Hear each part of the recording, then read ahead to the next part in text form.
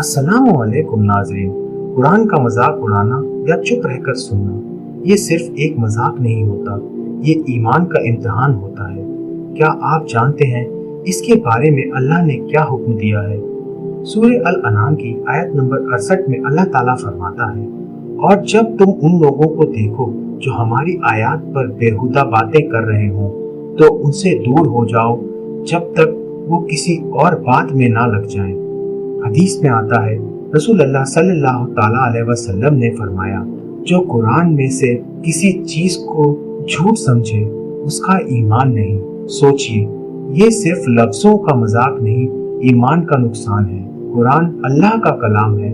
जो इस पर हंसकर मजाक उड़ाता है वो अल्लाह के खिलाफ खड़ा होता है, और जो चुप रहता है या हंस देता है वो भी उनका हिस्सा बन जाता है।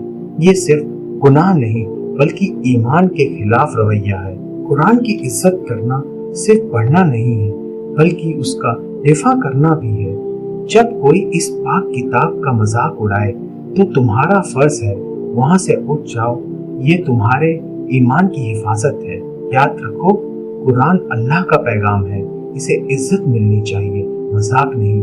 कल कयामत के दिन यही आयत तुम पर गवाही देने वाली है। तुम किस तरफ होंगे?